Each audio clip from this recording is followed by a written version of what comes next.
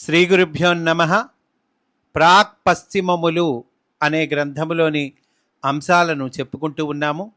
అందులో భాగంగా ఇటలీ యాత్ర అనే అధ్యాయంలో మనము ఉన్నాము.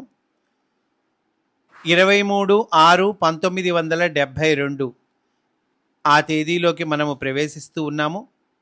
మాస్టారు చెబుతూ ఉన్నారు, ఉదయం లేచి 6 గంటలకు స్నానము చేసి కూర్చుంటిమి. 7 గంటలకు సుజాత వచ్చి అల్పాహారమునకు పిలుచుకొని పోయెను. రొట్టె, పాలు, పండ్లు, కాఫీ సేవించితిమి. 8 గంటలకు మంచుపరలో ఉదయ సూర్యుని కిరణములు ప్రసరించుచుండెను. గవాక్షము నుండి రోము నగరము ప్రభాతకాంతులతో మెరసిపోవుచుండెను. పురాతన నిర్మాణములు, గోపురములు, కళాఖండములైన శిలా ప్రతిమలు దూరము నుండి కనిపించుచుండెను. సుజాత మమ్ము పెరటిలోనికి తీసుకొని పోయి తాను పెంచుకొనుచున్న పూల మొక్కలు చూపించెను. రంగురంగుల పువ్వులను చూచుచూ గులాబీ తోట దాటి వెళ్ళితిమి. ఆ వెనుక మోకాలి ఎత్తున చక్కని గడ్డి పెరిగి ఉన్నది. ప్రతి మొక్కకు చివర నీలపు మొగ్గ ఉండెను. గాలివాలున సుకుమారమైన సుగంధము గుబాళించుచుండెను. ఆ గడ్డి మొక్కలే లెవెండర్ అనబడు పూల మొక్కలు. ఆ సుగంధము చాలా తగుమాత్రముగా ఉన్నది. మేము ఆ తోటలో తిరిగి ఫోటోలు తీసుకొని మరలా వచ్చితిమి అని మాస్టారు ఒక అద్భుతమైన అంశములోనికి మనల్ని తీసుకెళ్తూ ఉన్నారండి. పుణ్యక్షేత్రము వేటికన్ ఆ అంశంలోనికి మనము ప్రవేశిస్తూ ఉన్నాము. మాస్టారు చెప్తూ ఉన్నారు, సుమారు 10 గంటలకు వేటికన్ పుణ్యక్షేత్రము చూచుటకు బయలుదేరితిమి. రోమన్ క్యాథలిక్ క్రైస్తవులకు అది దివ్య స్థలము. అందు మహత్తరమైన దివ్య భవనముల నడుమ వారి మత గురువగు పోపు నివసించును. మేము కారులో బయలుదేరి వేటికన్ నగరము సమీపించితిమి. అది రోము నగరము నడుమనున్న ఒక ప్రత్యేకమైన నగరము. దాని చుట్టూను పెద్ద ప్రాకారము కలదు.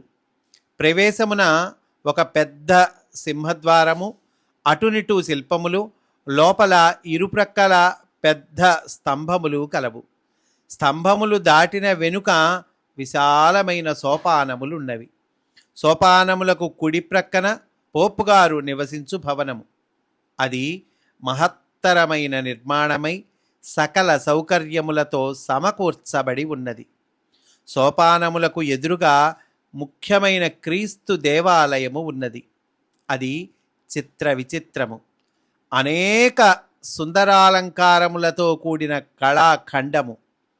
సింహద్వారము దగ్గర నుండి అంతయు శిల్పమయము. లోపల ప్రవేశించినంతనే జగద్విఖ్యాత ఇటాలియన్ చిత్రకారుడు రచించిన తైలవర్ణ చిత్రములు, క్రీస్తు జీవితమునకు సంబంధించినవి వరుసగా అమర్చబడి ఉండెను. వాటికన్ నగరమునందలి శిల్పకళ సజీవమైనది.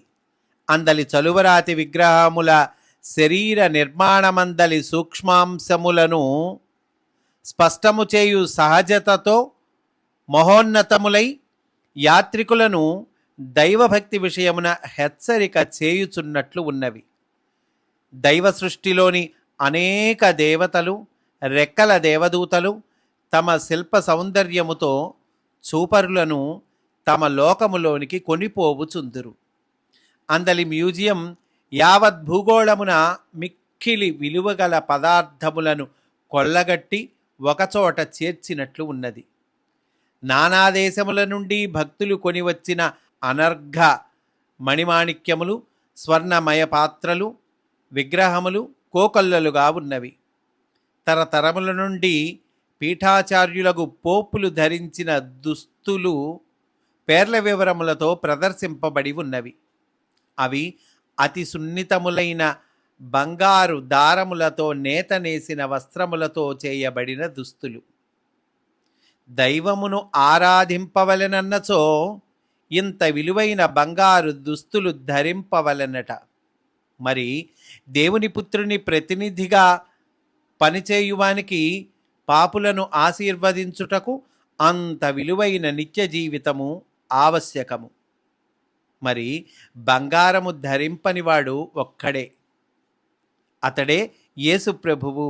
చూడండి, దేవుని పుత్రుని ప్రతినిధిగా, అంటే యేసు ప్రభువు ప్రతినిధిగా పనిచేసేటువంటి వారికి పాపులని ఆశీర్వదించటానికి అంత విలువైన నిత్య జీవితము ఆవశ్యకము అంటున్నారు.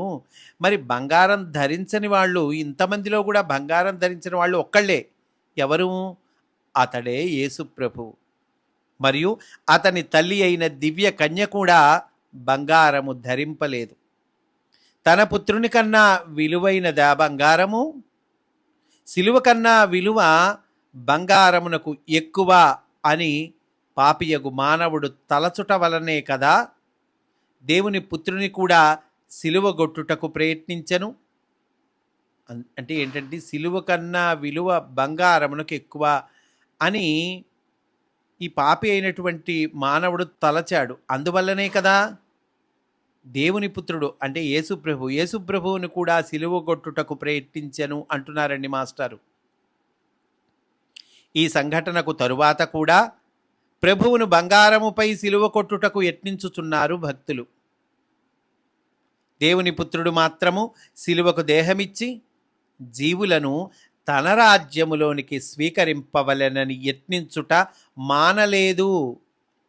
దేవుని పుత్రుడు యేసు ప్రభువు మాత్రము ఆయన దేహాన్నేమో సిలువకిచ్చారు, జీవులని తన రాజ్యంలోనికి స్వీకరించవలెనని ఆ ప్రయత్నించడం ఆయన మానలేదు. దేహాన్ని సిలువకిచ్చి జీవుల్ని తన రాజ్యాల్లోనికి స్వీకరింపవలెనని ప్రయత్నిస్తూ ఉన్నారు. ఆయనను గెలుపు భక్తులదే, ఓటమి ప్రభువుదే మాస్టర్ అంటూ ఉన్నారండి. గెలుపు భక్తులదే, ప్రభువుదే ఓటమి అంటున్నారు. సూర్యరూపుడగు ప్రభువు నిత్యము సూర్యోదయములు వెలిగించుచు మానవుల అజ్ఞానమును చీకటిలోనికి అస్తమించుచునే ఉన్నాడు. అతనికి సిలువ తప్పదు. భక్తులకు బంగారముపై విలువ తప్పదు. రెండును శాశ్వత లీలలే. చూడండి, స్వామికి ఆయనకేమో ఆ ప్రభువుకి సిలువ తప్పదు, భక్తులకు బంగారముపై విలువ తప్పదు. రెండును శాశ్వత లీలలే.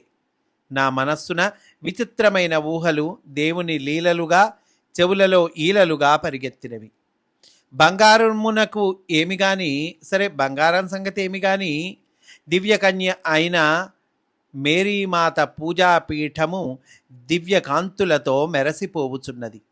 దానిని సమీపించి శిరసు వంచిన వారి పాపములన్నీయూ పటాపంచలగుట అనుభవమై స్పష్టముగా కనిపించుచున్నది. కానీ వచ్చిపోవు యాత్రికులలో చాలామంది మార్పు లేకుండగానే తిరిగిపోవుచున్నారేలా? మానవుని శక్తి సామర్థ్యములు అట్టివి అంటున్నారండి మాస్టారు. ఇంకా ఆ తర్వాత చెప్తూ ఉన్నారు, అదిగో అల్లదే కనుచూపు మేరలో సెలయేళ్లు పిల్ల కాలువలుగా ప్రవహించుచున్నవి. భూమ్యాకాశముల నడుమ నిండిన దేవుని దేహము నుండి కరుణాస్రవంతులు ముర్ముర ధ్వనులతో నిర్మల జల ప్రవాహములై దిగువ లోకములకు ప్రవహించుచున్నట్లున్నది. ఇంత నైర్మల్యము భవరోగ భేషజమై కొట్టవచ్చుచున్నట్లు మీదికి వచ్చుచున్నను భక్తజనులు దూరము నుండి దర్శించి నమస్కరించి అందు చిక్కుకొనకుండా తప్పించుకొని పోవుచున్నారు. నిర్మలత్వం, ఇంతటి నిర్మలత్వం, నైర్మల్యము భేషజమే, భవరోగ భేషజమే కొట్టవచ్చినట్లు మీదికి వస్తున్నా కూడా భక్తజనులు ఏం చేస్తున్నారు? దూరం నుండి దర్శించి నమస్కరించి అందు చిక్కు కొనకుండా తప్పించుకొని పోవుచున్నారు అంటున్నారండి. అంటే ఒక దివ్యత, ఒక పవిత్రత వస్తున్నా కూడా మనము అందు చిక్కు కొనకుండా తప్పించుకొని పోవుచున్నారు. ఇంతటి దైవ సాన్నిధ్యము కూడా నవీన నాగరిక మానవుని దృష్టిలో ఒక పురావస్తు ప్రదర్శనాలయముగా మాత్రమే వినోదింపబడుచున్నది. ఎంత చూచినను తనివి తీరని వింతలలో వాటికన్ నగరం ఒకటి. ఈ వాక్యం మళ్ళీ చెప్పుకుందామండి. మాస్టర్ అంటున్నారు, ఎంత చూచినా కూడా తనివి తీరదటండి. అట్లాంటి వింతలలో వాటికన్ నగరం ఒకటట. అంతకన్నా ఆ దివ్యస్థలమునకు విలువ కట్టలేకపోయిరి. తెల్లజాతి వారికి ఇంతకన్నా విలువైన దేవాలయం ఉన్నది. తెల్లజాతి వాళ్ళకి ఇంతకన్నా విలువైన దేవాలయం ఉన్నదట. ఏమిటండి అది? అది బంగారముతో, డబ్బుతో, వాణిజ్యముతో, మద్యపు బుడ్లతో నిండిన నాగరికత అనబడు దేవాలయము. 4 గంటల కాలము గడిపినచో ఏమగును అంటే టైం లేదండి మాస్టర్కి పాపం. 4 గంటల కాలం గడిపితే ఏమవుతుంది? అసంతృప్తితో కాల వ్యవధి లేక వెనుకకు మరలితిమి. దారిలో కొలేజియా మహానిర్మాణములను చూచితిమి. మరికొంత దూరము నడచి యుద్ధవీరుల సంస్కృతి కేంద్రమును చూచితిమి. అచటి నుండి మా వసతికి చేరుసరికి మధ్యాహ్నము 12:30 గంటలైనది. మాకు ఆతిథ్యం ఇచ్చిన యువతి సుజాత భోజనము సంసిద్ధము చేసుకొని వేచి ఉన్నది. నాకు సంభ్రమాశ్చర్యానందములు ముప్పిరిగొనున్నట్లుగా భారతీయ భోజనము వడ్డింపబడి ఉన్నది. 2 మాసముల తర్వాత నా పేరా వడ్డించిన విస్తరిలో వంకాయ కూర, బీరకాయ కూర బాల్యమిత్రుల వలె దర్శనమిచ్చినవి. నీకు వీనితో పరిచయం ఎక్కడా అని ప్రశ్నించి తిని. చూడండి మాస్టర్ ఏమంటున్నారు, వంకాయ కూర, బీరకాయ కూర బాల్యమిత్రుల్లాగా దర్శనమిచ్చేటండి విస్తరిలో, ఇవి నీకెలా తెలుసు అని ప్రశ్నించారట మాస్టారు. ఆవిడ అడయారులో అని ఆమె చిరునవ్వుతో సమాధానమిచ్చి మరియు ఇట్లనెను, నేను భారతదేశమున ఉన్న నీ భార్యతో యోగశక్తి వలన మాట్లాడి తిని మీకే కూర ఇష్టమో వార్త తెప్పించి వంట చేసి తిని మేము భోజనమునకు కూర్చుండబోవుచుండగా మీకిష్టమైన సంగీతము కూడా వినిపించెదను అని ఆమె రికార్డు సంగీతము పెట్టి కూర్చుండెను. నాద పరిశుద్ధిలో ప్రణవ మంత్రము వినిపించెను. అటుపైన శిశిరం మంజుభాషే, మంజులం మందహాసే, తిలకం పాలభాగే, అధరం వంశనాళే, సుస్మితం లోలనేత్రే, వ్రజగోపీ మనోహరం గోపబాలం నమామి అను శ్లోకము వినిపించెను. అటుపైన అహమస్మి, బ్రహ్మాహమస్మి, తత్వమసి, అయమాత్మా బ్రహ్మ అను మహావాక్యములు వినిపించినవి. అటుపైన బ్రహ్మానందం పరమసుఖదం మున్నగు దక్షిణామూర్తి స్తోత్ర శ్లోకములు వినిపించినవి. వాని మాధుర్యమున మనస్సు లీనమైనది, కానీ ఒక తీరని నష్టము కలిగినది. మాస్టర్ అంటున్నారు చూడండి, ఆ చక్కగా శ్లోకాలు అవి వినిపించినాయి కదండి, వాటి మాధుర్యమున మనస్సు లీనమైంది, కానీ ఒక తీరని నష్టం కలిగిందట. ఏమిటది? వంకాయ బీరకాయ కూరలు తినుచున్నప్పుడు రుచి ఎరిగి ఆనందించుట మరచిపోయి తిని. భోజనము మధ్య మన వర్మగారు కూరలలో కారము తక్కువగా ఉన్నదని కొంచెము కారము తెమ్మనిరి. ఆమె తోరణములుగా నల్లని తోడిమెలతో కూడిన ఎండుమిరపకాయలను తెచ్చెను. వానిని ఆమె ప్యారిస్ నుండి కొని తెచ్చినట.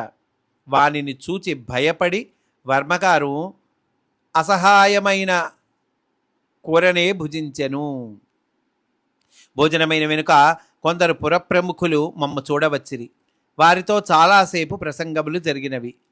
క్రామర్ జాక్వలిన్ అనునతడు మైత్రేయుల ప్రస్తుత శరీర ధారణ రహస్యమును గూర్చి ఒంటరిగా ఒక గదిలో నాతో ప్రసంగించెను. ఒంటరిగా ప్రసంగించటండి. దేని గురించి? మైత్రేయ మహర్షి ఉన్నారు కదండి, ఆ మైత్రేయుల ప్రస్తుత శరీర ధారణము, ఆ రహస్యం గురించి ఆయన ప్రసంగించారట. ఏమిటి? మాస్టర్ చెప్తూ ఉన్నారు. ఏమని చెప్పాడు అతను? బల్గేరియా దేశీయుడైన ఒక బెస్తవాని శరీరమున మైత్రేయులు వేంచేసి ఉన్న సంగతి అతడు ప్రసంగించెను. నాకది అంతకు ముందే తెలియను. మాస్టర్కి ముందే తెలుసటండి. అతని అనుభూతి, ఆ అనుభూతి చూచి నాకు ఆనందమైనది. అతడు మేరీమాతను ధ్యానము చేయునప్పుడు నీలనీలమైన ఒక మనోహర జ్యోతి తన్ను నిశ్చలమై స్పృశించునని చెప్పెను. చెప్పుచుండగా అతని చుట్టూను అదే విధమైన జ్యోతి ఆవరణగా నాకు కనిపించెను. అతడు శమదమాది గుణ సంపన్నుడు. ఆకులు మాత్రము భుజించి మంచినీరు త్రాగి జీవించును. పూర్వకర్మవశమున తన దేహారోగ్యము బాగులేదని వైద్య సలహా కోరెను. చాలా అద్భుతమైన విషయం ఇక్కడ మనం తెలుసుకోవాల్సిందండి. జాగ్రత్తగా వినాలి. ఈ 5 వాక్యాలు కూడా జాగ్రత్తగా వినాలండి. అతడు ఏం చెప్పాడు మాస్టర్తో? పూర్వకర్మవశమున నాకు దేహారోగ్యం బాగోలేదు అని మాస్టర్ వైద్య సలహా కోరారట. నేను అతని లక్షణములను తెలిసికొని నేట్రమ్ సల్ఫ్ అను మందు వ్రాసి ఇచ్చి తిని. అప్పుడు మాస్టర్ నేట్రమ్ సల్ఫ్ అనే మందు రాసి ఇచ్చారు. బాగుంది కదండి. అయితే ఇక్కడ ఏం జరిగింది? అతడు వెంటనే పెట్టెలో నుండి ఒక లేఖను తీసి నాకు చూపించెను. అప్పుడు ఒక ఉత్తరాన్ని తీసి మాస్టర్కి చూపించాట అతను. ఏమున్నది ఆ ఉత్తరంలో? ఆ ఉత్తరము ఇతనికి వేరే అతను రాసినటువంటిదండి. ఆ ఉత్తరము ఎవరు? ఈ క్రామర్ జాక్వెలిన్ అనే అతనికి వేరే అతను రాశాడు. ఏముంది ఆ ఉత్తరంలో? తమ్ముడా, నీవు రేపొక భారతీయుని చూడగలవు. అతనితో మాట్లాడినంతనే రోగకారణమగు నీ పూర్వకర్మ దోషము తొలగిపోవును. అతడు నేట్రమ్ సల్ఫ్ అను మందు వ్రాసి ఇచ్చును. చెప్పినట్లు బుద్ధిగా వాడుకొని తిరిగి ఆరోగ్యమును పొందుము. రాబోవు కాలమున నీవు అతనిని తరచుగా చూచుచుండగలవు. కొంతకాలమునకు భారతదేశమునకు పోగలవు. లోకహితముగా అతని పనిలో భాగస్వామివి కాగలవు. ఇట్లు శ్రేయోభిలాషి మైత్రేయ చరణ రేణువు. చూడండి, ఎవరు రాశారండి ఈ ఉత్తరం? ఏమో. ఆయన ఈ క్రామర్ జాక్వెలిన్ అనేటువంటి అతనికి ఈ ఉత్తరం రాశారు. అందులో మాస్టారు ఏ మందు ఇస్తారో కూడా రాశాడండి. నేట్రమ్ సల్ఫ్ అనేటువంటి మందు అతను నీకు ఇస్తాడు, ఆ మందు జాగ్రత్తగా వాడుకో, అవన్నీ చెప్పారటండి. కనుక ఈ ఉత్తరము రాసిన వారు ఎవరో మహానుభావులు, అంతవరకు మనం చెప్పగలం. కనుక ఈరోజు ఇక్కడితో పూర్తి చేసుకుందామండి. రేపటి రోజున మనము ఇటాలియన్ జిజ్ఞాసువులు అనే అంశంలోనికి ప్రవేశిస్తాము అని సవినయంగా మనవి చేసుకుంటూ స్వస్తి. వాసుదేవా.